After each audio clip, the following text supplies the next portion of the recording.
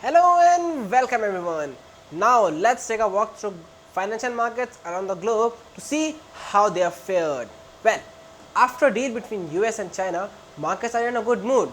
US markets closed Friday on a positive gain and same trend is being observed in Asian markets as Nikkei is up by almost 250 points. Sensex has gained 130 points. Shanghai is also up by 41 points and US futures also point towards positive opening in the US markets. So all this gain is happening because finally after a long time there's a deal between US and China.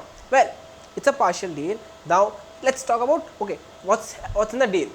So US and China has come up with a partial deal where US won't impose additional tariff on China, which it is supposed to impose from 15th October on $250 billion of good, while China will reciprocate it by buying additional US agricultural products of worth $40 to $50 billion.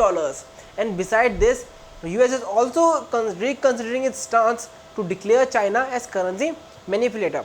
So after this, both sides seem to be taking steps to improve the situations and gradually things can improve. Well, it's a long process and as Trump said, deal will happen in various phases.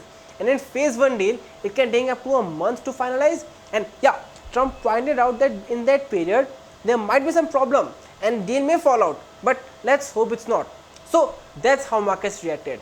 Markets know this is a baby step and it can lead to a good way in a long term. But right now, they believe that risk around political sentiment is still high due to trade war as it's a baby step and major issues are still prevalent like previous tariffs are still in place. So because of that, mood hasn't changed much, but sentiment is starting getting positive and that is being reflected in the markets. While second thing is around Brexit. Finally, it seems that there will be deal in a Brexit also as JP Morgan has increased the probability of deal from 5% to 50%. And moreover, Boris Johnson and Irish Prime Minister met last week and they said there's a high chance of deal happening. Well, UK and EU negotiators met.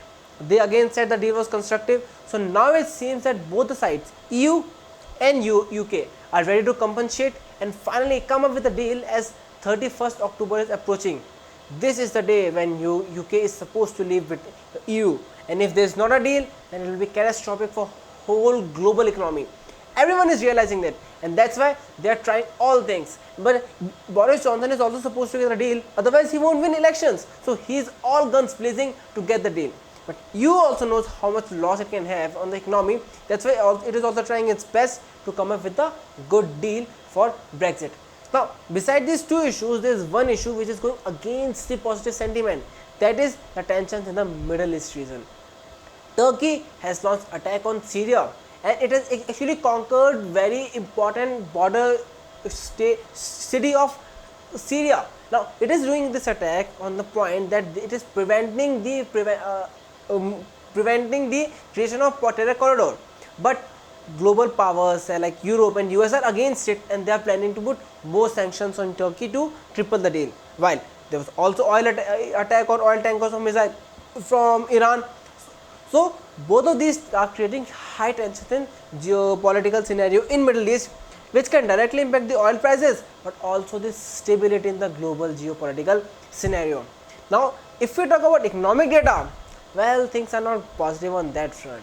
Last week data that was launched showed India's industrial production declined 1.1%, while data from Europe was not good as its trade balance of Germany fell and its GDP is expected to fall again in contraction, while UK somehow managed to come out of recession, but still its data for August were not very good, and same trend was observed in US as its producer inflation fell by 0.3%. Now all these things were last week and today it started in the same way.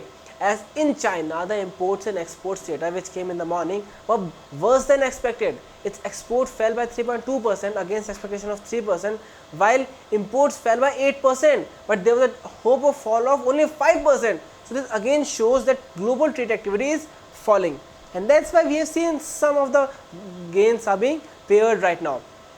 Now, beside this, if you look at the other things which needs focus this week, that is inflation data will be released from India, US, China, while industrial production data will be released from China, Japan, US and Europe. So all this data will show how the condition of economy is, and it is not expected to be that great. So that's why again weak economic data is being expected. But now data will be weak right now, but if political sentiments have started improving and they continue to improve, then situations can change. But one thing here interesting is that market is acting like, investors is acting like a baby. They want everything right now. Investors are saying that it's a small deal, very baby step, major things are still there. But hey, finally there's a deal after a long time. That's the good point. The things have started improving, and that's what needs equal focus. So in coming times ahead, focus will be on all this economic data and political sentiment. But one thing is for sure, markets are expected to remain volatile this week ahead. Bureau Report, Market Times TV.